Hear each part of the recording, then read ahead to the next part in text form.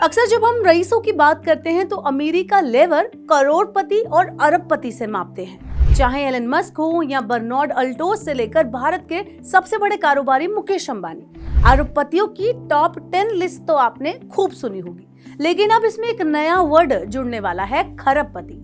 जी हाँ, ट्रिलियनियर।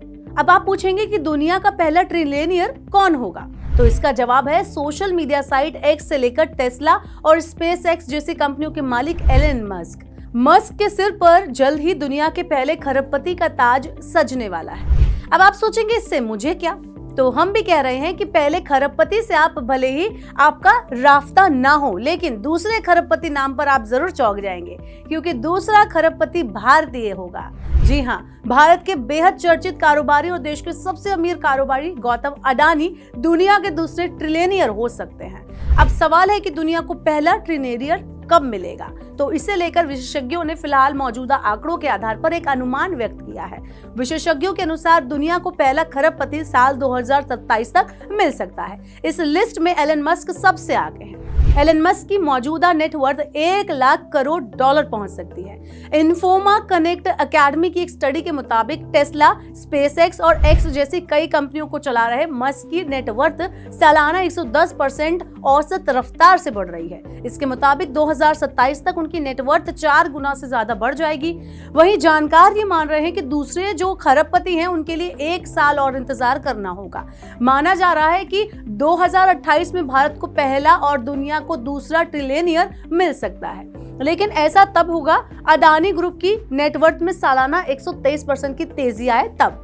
जानकारों के अनुसार एलन मस्क अभी 237 अरब डॉलर के साथ दुनिया के सबसे बड़े रईस बने हुए हैं। वहीं अडानी 99.6 अरब डॉलर के साथ दुनिया के अमीरों की लिस्ट में 13वें नंबर पर है।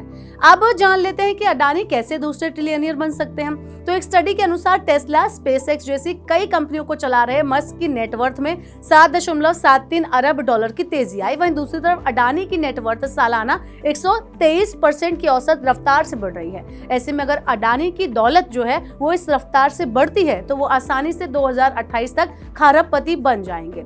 गौतम अडानी जितनी मोटी सैलरी लेते हैं वो भी आप चौंक जाएंगे अगर सुन लेंगे तो, क्योंकि 2023-24 के आंकड़े बताते हैं कि अडानी ने साल भर में 79 करोड़ का वेतन भी लिया है। लेकिन ऐसा नहीं है कि इस दौड़ में सिर्फ यही 2 कारोबारी है।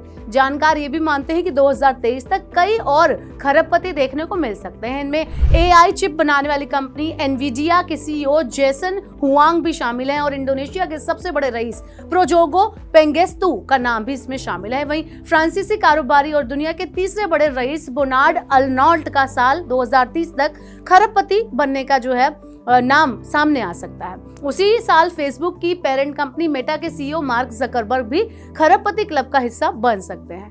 अब तक केवल कुछ ही कंपनियों को ट्रिलियनियर क्लब में शामिल किया गया है। इनमें Apple, Microsoft, Nvidia, alphabet, Amazon, Saudi Aramco और मेटा शामिल है।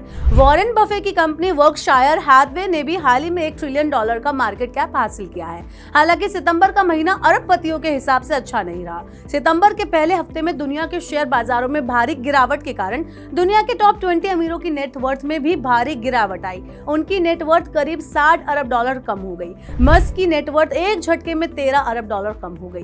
भारत और एशिया के सबसे बड़े रईस मुकेश अंबानी की नेटवर्थ में पिछले हफ्ते 2.14 अरब डॉलर की गिरावट आई। वो 111 अरब डॉलर की नेटवर्थ के साथ दुनिया के अमीरों की लिस्ट में 11वें नंबर पर बने हुए हैं। अरबपतियों के बाद खरबपतियों के बारे में आपकी क्या राय है, आप हमें कमेंट बॉक्स में बता सकते हैं। इसके साथ इस तरह की और खबरों से जुड़े रहने के लिए, अपडेट रहने के लिए मनी9 के YouTube चैनल को आप जरूर सब्सक्राइब कर लें।